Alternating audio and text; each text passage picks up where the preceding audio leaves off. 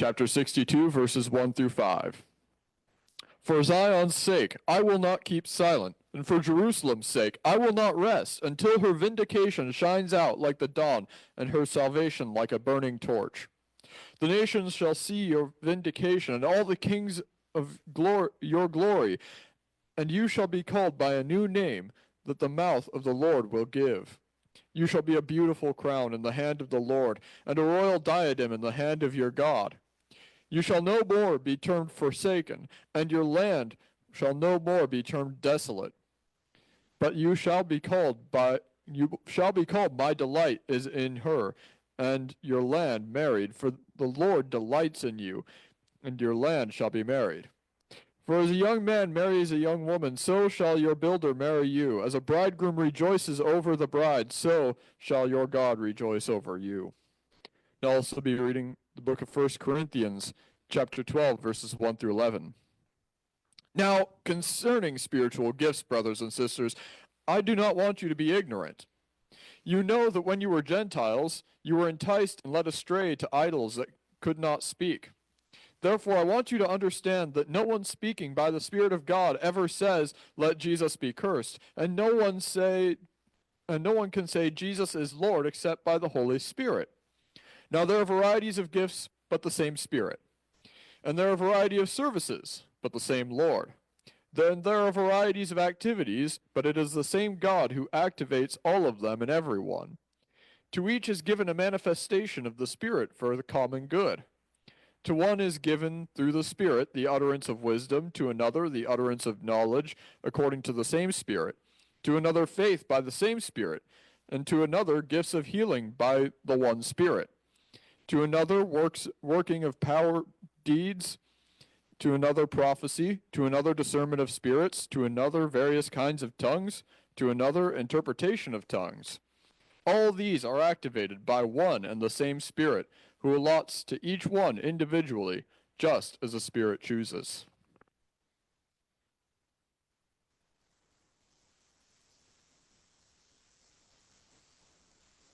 Our gospel reading from this morning comes from the Gospel according to John, chapter 2, verses 1 through 11. On the third day, there was a wedding in Cana of Galilee, and the mother of Jesus was there. Jesus and his disciples had also been invited to the wedding. When the wine gave out, the mother of Jesus came to him and said, "They have no wine." And Jesus said to her, "Woman, what concern is that to me and to you? My hour has not yet come." His mother said to the servants, "Do whatever he tells you." Now standing there were 6 stone water jars for the Jewish rites of purification, each holding 20 or 30 gallons. Jesus said to them, "Fill the jars with water."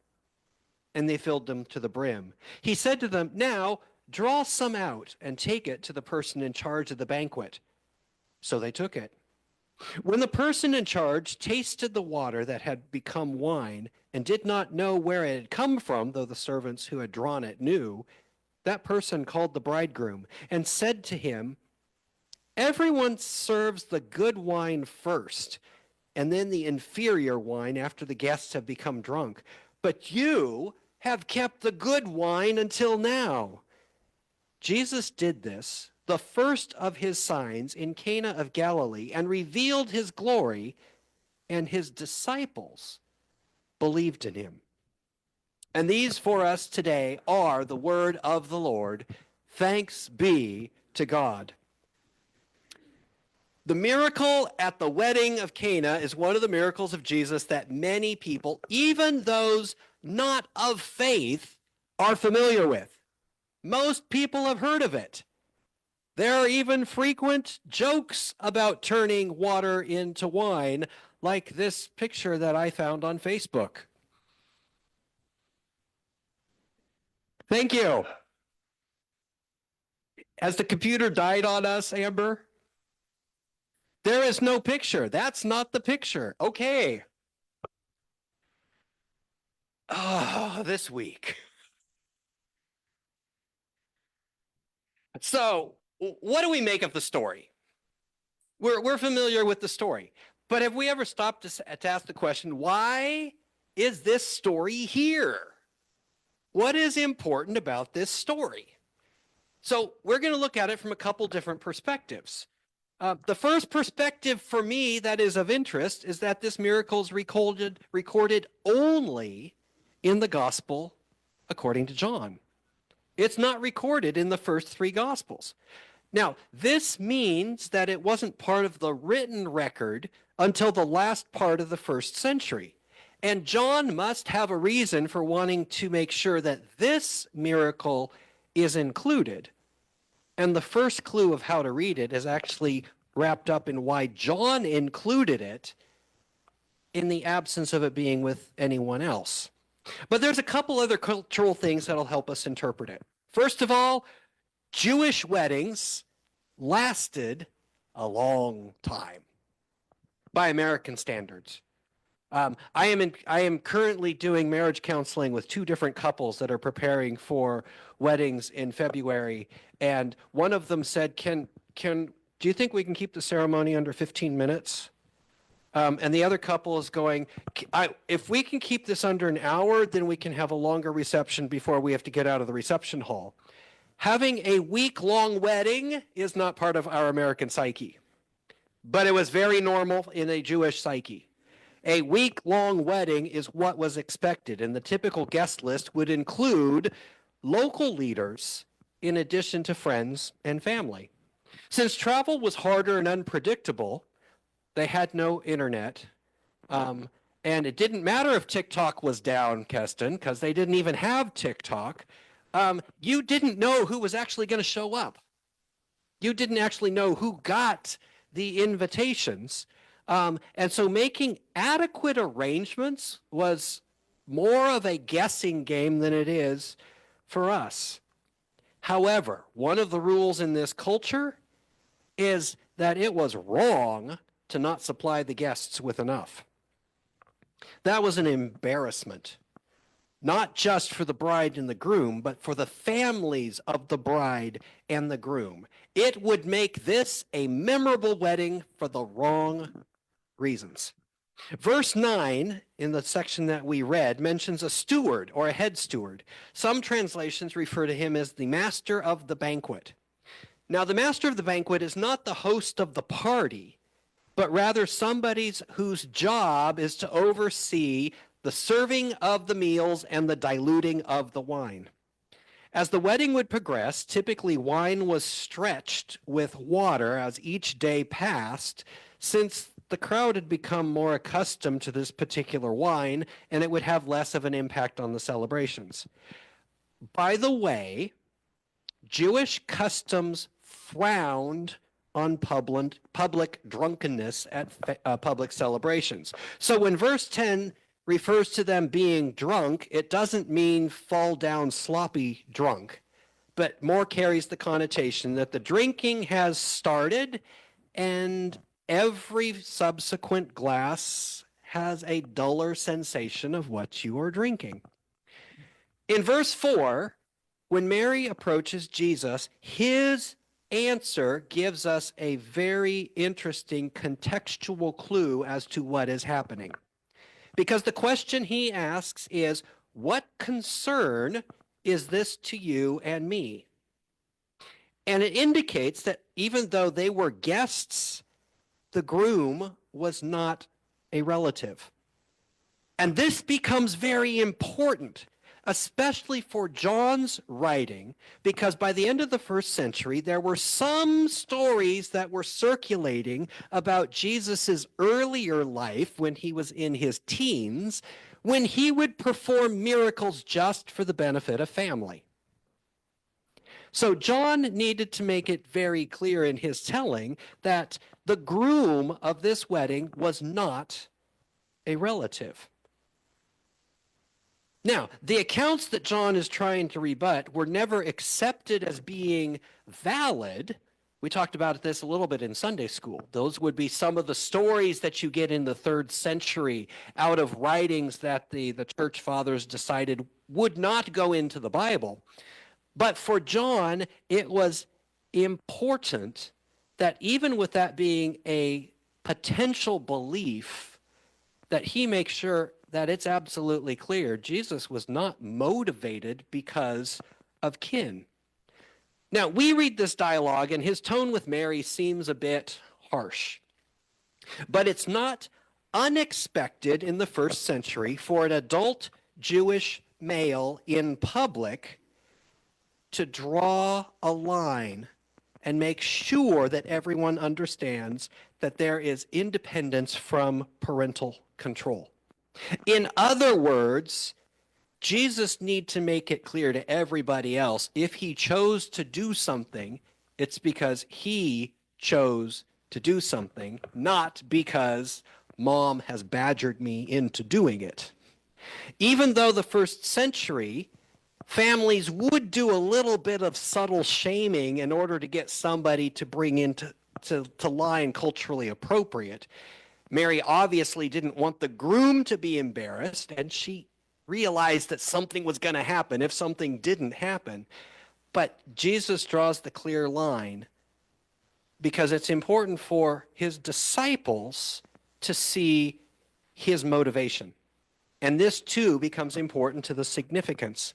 Another interesting phrase in this exchange is Jesus' claim that my hour has not yet come. What does this have to do with the entire situation? There doesn't seem to be a connection between the wedding and Jesus' future. The groom's not even related. It's not in their hometown. And what is his hour? We don't exactly know, but let's hold that in tension because it becomes part of Jesus's tension in deciding what he does. And we have to talk about the jugs of water, or the jugs that were eventually filled with water. Although commentators are not fully united on their significance, there's one thing that is clear, that they were for ceremonial cleaning related to Jewish worship. The containment of wine for a wedding was not one of the prescribed functions for these particular jars. It was a clear violation of accepted religious protocol to use it for anything other than sanctified religious purposes, and a wedding has nothing to do with public worship. I will acknowledge, by the way, that this slightly differs from how the wedding in Cana is presented in the series The Chosen. Although I really do I love how this scene is presented in that series. We have to understand they've taken a little bit of creative liberty with history and culture to make it what it is. It's remarkably accurate, by the way. But I just want us to understand that the purpose of the jars and the significance of the jars is a little different than how it was portrayed if you have seen The Chosen. So with all of this context, we're still left with the question, why did Jesus perform the miracle? What reason did he have behind it, and why was it so significant that John needed to include it, feeling that it was an omission from Matthew, Mark, and Luke? Let's start at a surface level, and we will move backwards from there. First century Jewish culture was very individualist in its thinking. Thank you. Because I'm getting a bunch of faces up here that are going, what? No, they weren't. Correct, they weren't. Jewish culture was very collectivist, where people understood their identity as a people, not as an individual. This was the context in which Jesus was born. This was the context in which Jesus chose to be born. A collectivist culture is very important for us understanding the story of God. For the groom to make a mistake and commit a cultural faux pas would have brought shame on the groom and his family, and potentially, depending on who the guests were, all of Cana. For someone to have been able to do something and not would be a disgrace. So part of Jesus' tension is that It would be disgraceful for me to not do something if I can. Now, Mary believed Jesus could do something. Did Mary believe that Jesus was going to turn water into wine? We don't know. We don't. What we do believe, what we know from Scripture, is that Mary had enough confidence in Jesus that she believed Jesus could fix the situation. What did she have in mind? I don't know. Did she believe that because her boy was good enough, powerful enough, connected enough, smart enough that he could come up with a solution? I think we can be comfortable with that. She believed that Jesus was capable enough to fix it. Just because he chose a miracle doesn't mean that Mary was implying a miracle. It just implies that Mary believed Jesus knew how to get out of a bad situation. So Jesus on the surface is compelled to do something because culturally he was in a place to do something. That in and of itself doesn't warrant being included in John's gospel. That is not sufficient in and of itself, but it does give us the first level as to why Jesus acted. The second statement was that my hour has not yet come is probably Jesus' recognition that my first public miracle starts the clock. That once it is done, it can't be undone. So whatever Jesus did, especially in the light of why John is recording this, we'll see the implications of the purpose of his coming. So what did the miracle signify? Beyond the fact that he doesn't want the groom to be shamed. Well, the use of ritual washing urns. Why did Jesus choose that method? What part of this miracle makes a statement? It says that the proper order of value is not things, but people. Now, this was not just a random use of these jugs. It was not just Jesus saying, oh, hey, I need some containers. There's some containers over there. Bring me those containers. There was enough reverence and observing by Jesus of what they were for that they became important to the miracle because of their significance. The miracle demonstrates the balance between ritual and people. Ritual in and of itself does not trump the value of people. People have consideration when it comes to the sanctity of ritual. But is that enough? Is that a message alone enough for it to be included in here and for that to be the statement of Jesus's first miracle? Well, what about the miracle itself? Yes, the groom made a mistake and the lack of wine would embarrass him and shame his community. But is it possible that Jesus could have solved this a different way? Quite possibly. Mary was convinced that he could figure something out, but Jesus recognized he was at the beginning of a significant journey. He had gathered his disciples. They were very excited to follow their rabbi. The significance of them acknowledging him as a rabbi is for a whole other sermon. But needless to say, these disciples were individuals who would never normally have the opportunity to learn under a rabbi. So they're already way excited to be considered the disciple of a master. Jesus is choosing this event to show them who he is. The disciples hadn't been with him long. They knew that he was a rabbi. They followed him. They were committed to learn from him. They knew the basics of the Old Testament because even though they were fishermen and other blue-collar workers, they were good Jewish boys. They went to synagogue. They knew the Torah. They knew the stories of the Exodus and the Promised Land. They knew the life of Moses, the greatest prophet who had ever lived in their estimation. They may have even remembered the first miracle that Moses performed. When he was told by Yahweh to turn the water of Nile into blood. The first miracle of Moses. And now Jesus turns water into wine. The disciples should notice that. If we look carefully, other than the servants, the only witnesses to the miracle were the disciples. Everyone saw the benefits of the miracle. Nobody witnessed the miracle itself except the disciples and the servants. It was the first of a number of demonstrations to them who he was.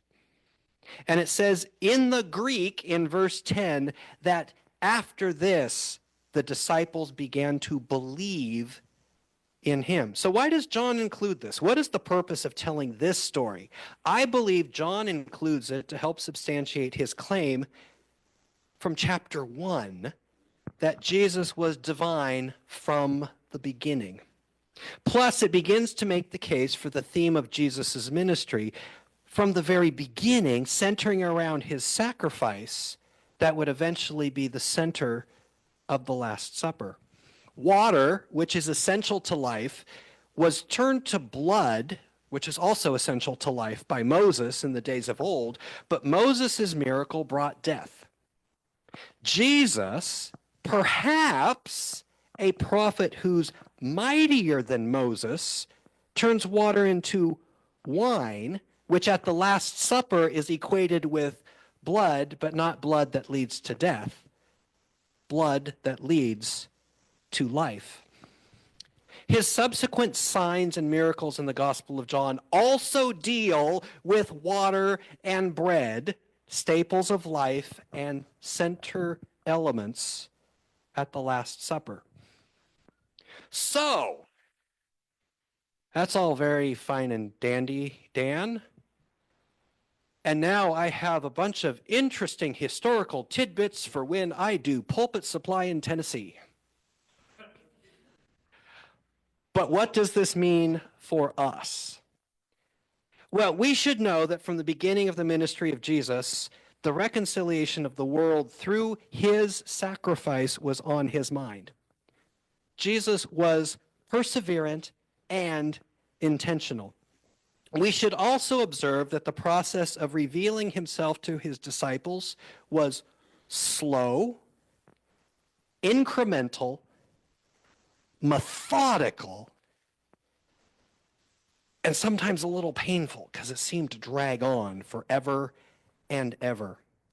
This should be a reminder to us that God will reveal himself to our friends and our families in a way that is slow, incremental, and methodical. And we should acknowledge that when Jesus acts, he may have multiple reasons for doing so, both big and small. His purpose in this miracle was to begin to show himself to his disciples, but it also did save the groom from embarrassment. It also did save a community from embarrassment. In, again, how this whole scene was portrayed in The Chosen, it brought great joy to people whose life experiences weren't giving them lots of opportunity for joy. Was that the reason Jesus did it? Primarily, probably not. Did Jesus enjoy doing it? Oh, I'm pretty sure he did. And to boot, this miracle gives Jesus a quandary for Nazarenes to try to explain. Would have been a whole lot easier if Jesus had turned the water into Welch's grape juice. With that, I'm going to ask